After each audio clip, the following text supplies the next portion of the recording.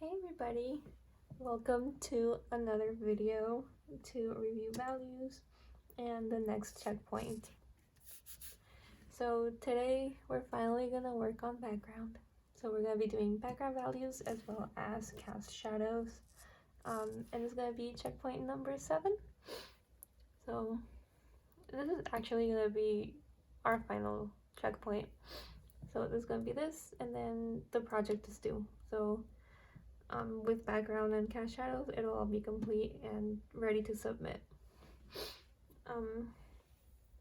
So let's go over things that you want to have already handy with you. Starting with drawing pencils, at least 3. If you don't have drawing pencils, regular pencils work totally fine. You've seen how I got like a full value on here on Groot's body using just this pencil. So, they work. And drawing pencils, obviously you're able to get the full values without layering as much, but these also come in clutch. Another thing would be ideally an eraser shield, but I don't have one. I don't have the ones that we used at school. So something that you can use are like an ID card. So this is what I'm going to be using. And also like Post-its work. You just want to have something that's like a straight hard edge, and this will be able to help you get like the clear crisp edges from or like your objects, especially like bottles. We have other cups or vases. I have this watering can. This will help, or your ID cards. And also you want to have an eraser, either like the big one or these small ones, the little heads, whatever works best. And just to help me out a little bit more, I have a value scale. This is one that we use during class. So if you have that handy with you, that's awesome. Make sure to have this with you so that you can tell like a clear contrast between like both objects and then object and background.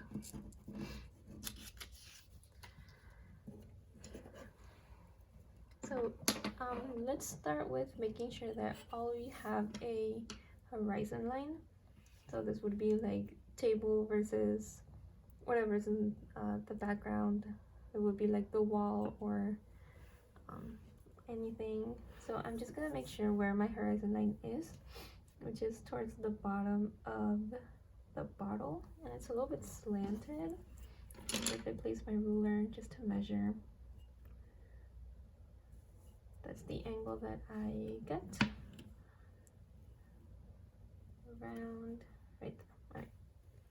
So I'm just gonna do a light line. So there it is. You can't really tell, but it's there. That is my horizon line. Make sure you have that going on so we can get started on cast shadows. So I'm actually going to start with the cast shadows first, and then we'll do background values. So you want to find where everything is. If you have your reference photo, either it's printed or on your phone, you always want to have that handy with you. So where I see them are sort of here on his legs and down here from the watering can, from the like the spout. And we all know they start off pretty dark, so I'm actually just gonna get started with a 2B pencil. And I'm gonna rotate my paper just to have easier strokes with my pencil. So finding where these cast shadows are, there's one here on his leg. I'm gonna use puppet hand grip. Start out right there next to his leg. This is when the eraser shield would come in handy, especially with an edge that is already pretty straight. So you're gonna take whatever you're using. I'm using my old ID card from Cal State Long Beach. Super short hair. So let's turn that around and work like that. So I'm just placing my razor shield right next to his leg. So that's where it ends. That's where I'm gonna place it.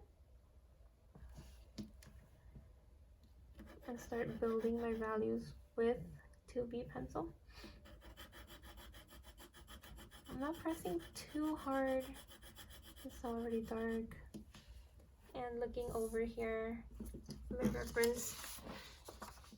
So they are going to be slightly different tones that happened. So cast shadows generally they start out darker when they're closer to the object, and then they fade off into sort of on the lighter parts.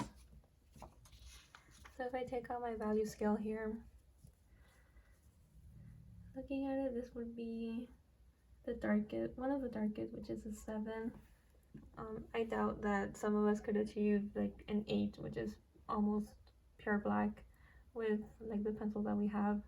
So the darkest, it should be like one of these, like a 7. So that's where that one is, and then it fades into like a 5. So that's what I'm going to try to achieve here. So it's still pretty similar, so I need to continue layering with this lid here. So make sure you're pressing hard and you're not lifting the card. So making sure where everything is, right there. And you want to make sure that you have even long strokes.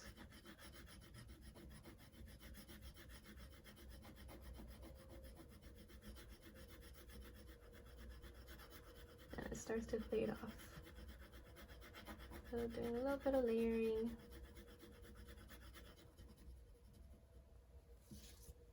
So there's one of my cast shadows already, just next to his leg. So let's look over here. Still fading off a little bit more. So once you have a clear contrast between shadow and object, in this case it's leg, you can just take off your shield, continue working from there.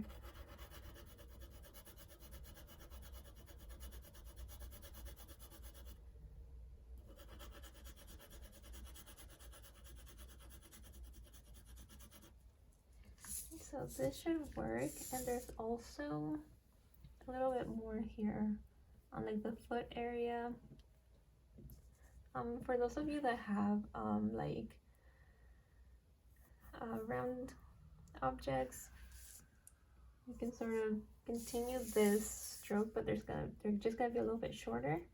Or I can also just rotate and work in the direction that it's going.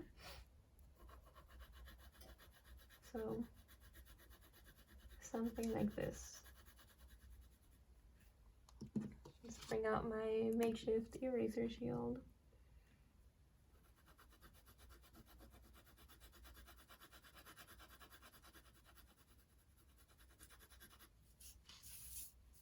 So now I have a pretty harsh edge. This is when an eraser comes in. I can touch that up. Yeah, and I brought his leg back. Pretty simple. And you just want to make sure that you have all your values as deep as you can. And also as accurate as you can based on like your reference and how they look there. So there's this part, and I'm actually gonna take out previous lessons that we've done to sort of show you how we can approach the background.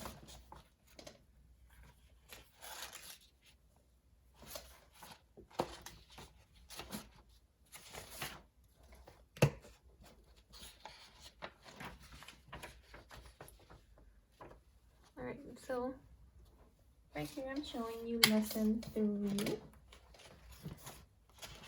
And let's also take out lesson 4. There we go.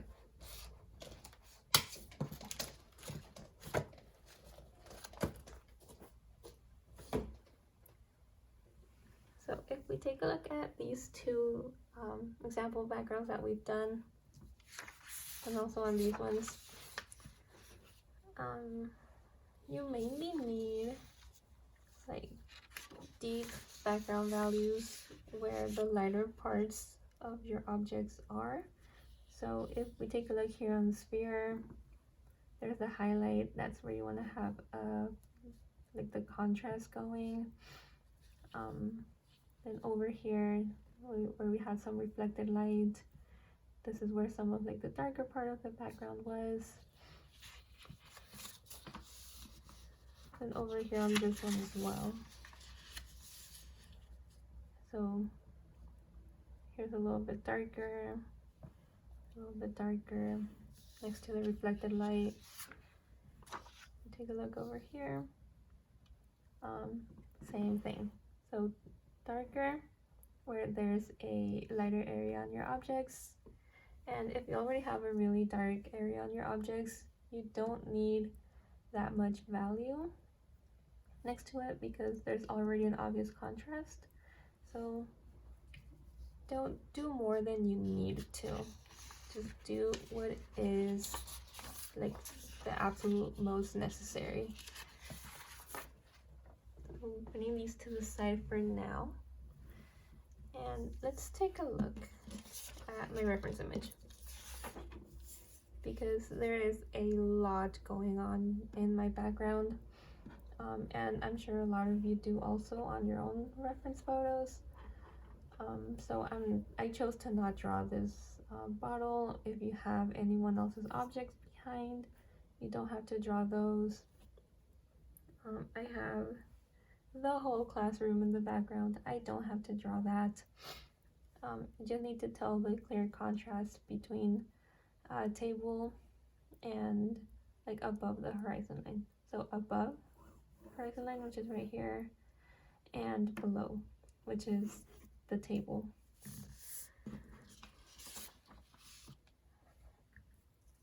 So let's take a look. I'm going to start up here with the bottle because this is one of the more obvious ones that I want to do, because there should be, these are like the lighter areas. This is where I actually have some highlight that was lost. Let me bring that back in. There we go. So I have this highlight and I have a little bit more on up here. So this is where I'm gonna need a deeper value. So looking over, well, I can't tell. So what I'm gonna do is just look over here and see what my values are. So it's obviously it should be a 1. So I would probably do around a 5 and a 6. It doesn't need to be deep like an 8 or a 7 or a 7. It'll be fine with just a 6 or a 5. So what I'm gonna do is take the eraser shield, place it next to this part of the bottle, like the neck area. Rotate my paper. Move it over. I'm gonna move this post-it. So just place it next to it. And I'm gonna do this part with a regular pencil. So I'm just gonna start right next to it. Make sure you're pressing down on your shields.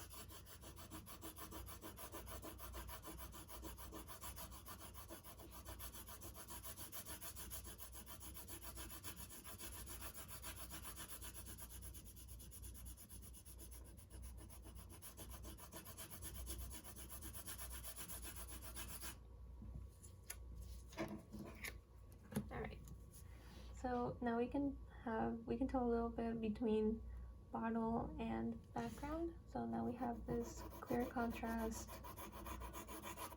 and So I did this part. I don't need the eraser shield for now.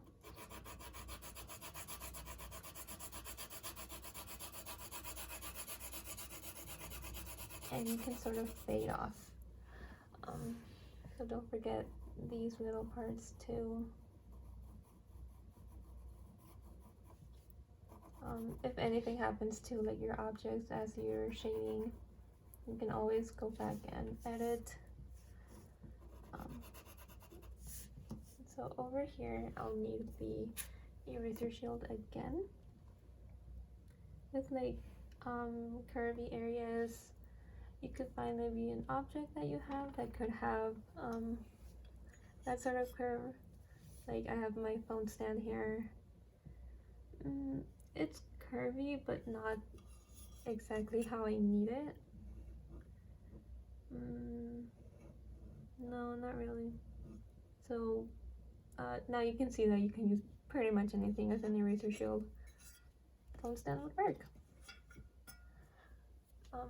So this part you're just going to be a little bit careful with like the curvy areas. Make sure to have a consistent strokes. So I'm bringing back the eraser shield. Pressing firmly on it and adding my values.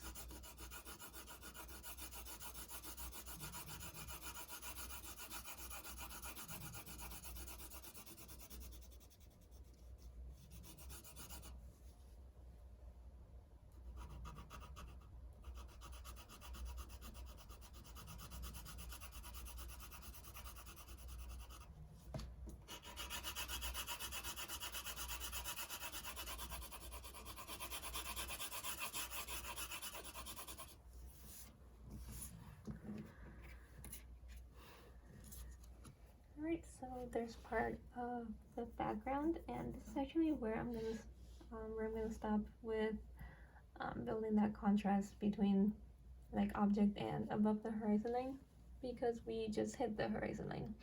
So this is where we need to do some decision making of whether you want to keep this area on the lighter side or you want to make it even darker, depending if you have any cast shadow in there. So I have just a slight, as you can see over here,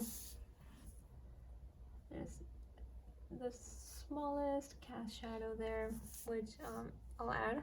I'm not gonna do everything on camera, but same goes for like the background. You don't need to fill completely to the edge. If we take a look again at the examples that we did, just adding values where you absolutely need it and then just sort of fade it off into the edges, you can totally do that with your drawing. If you want to go all the way to the edges, that's the look you're going for, that's also okay, but you don't have to. So did the same on this side as well.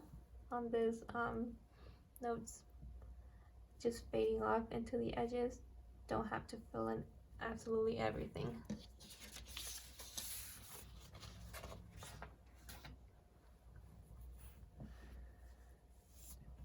So here's the horizon line. It may have some light middle tones in there. You'll also have, if let's say you're working in parts and then you get sort of a harsh line like that, a way to fix it is to like continue layering and blending, or you can also do circular movements like this, and this will sort of blend everything out, and it'll get rid of those lines that may have been caused from all your shading.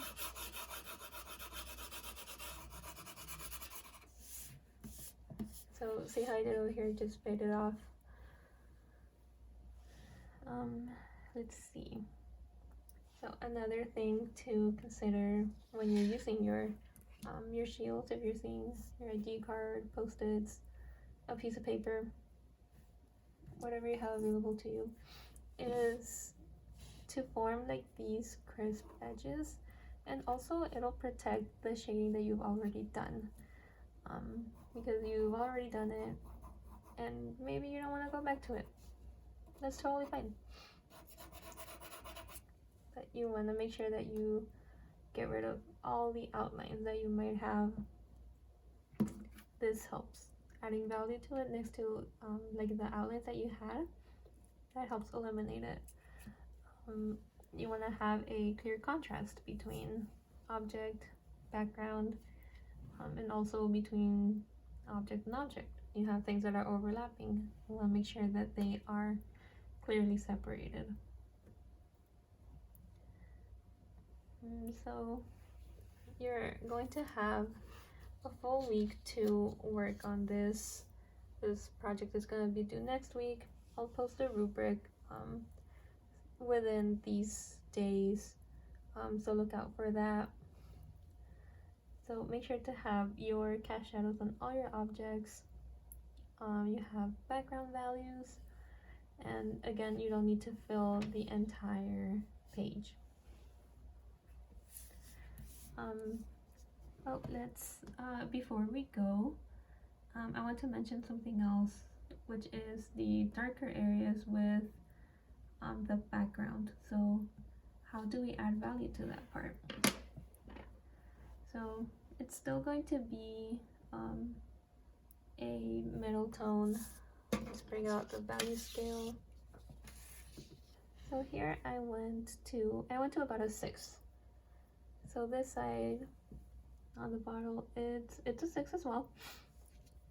So a level of value that I could go for is like a 4 or 3. So between the 4, 3, 2 would be a good range. So taking eraser shield, it's just going to be to protect my shading, create those clear, crisp edges that we want. Not pressing super hard, just enough to get a light middle tone.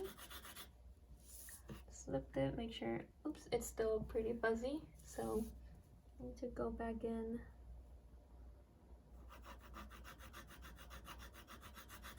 Press a little bit more and then release pressure as you fade off.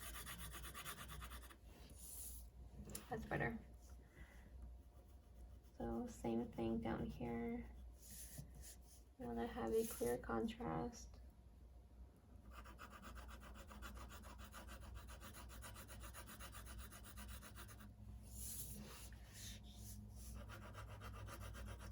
So this had reflector light. Something that you can do is go a little bit deeper, sort of how we did on this side, because this part has a highlight. Now you can see the more distinct difference between like the bottle and what I'm shading right now. And then just fade it off.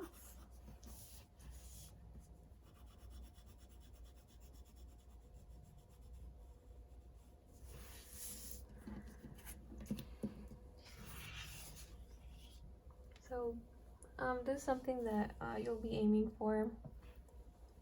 So deeper next to highlights and lighter next to core shadows, and reflected lights go darker.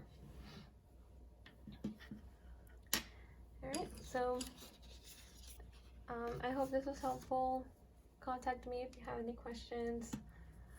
If you want me to look over your work, you can absolutely email me.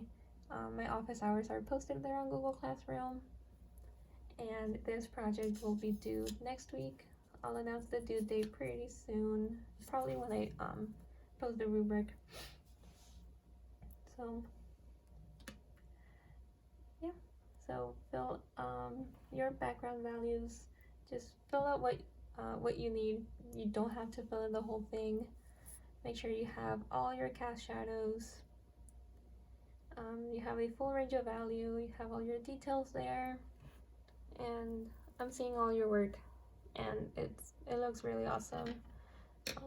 I'm really glad that we can still have successful work even through like online learning, because I'm not there to like help you as we go, and this is pretty much the best that we can do. But I want to thank you all for keeping up with the checkpoints and contacting me when you're confused, or you have any internet problems. I know that happens. So I hope you all had a wonderful spring break and it was relaxing and you had fun. And I hope you're all staying safe and indoors. If you don't have any supplies, like if you don't have drawing pencils, please don't go out to buy them. Use regular pencils. They absolutely work. You've seen. I've been using some regular pencils in some parts. It works. It's totally fine. So, thank you all for watching. Let me know if you have questions. Office hours are posted on Google Classroom. And best of luck.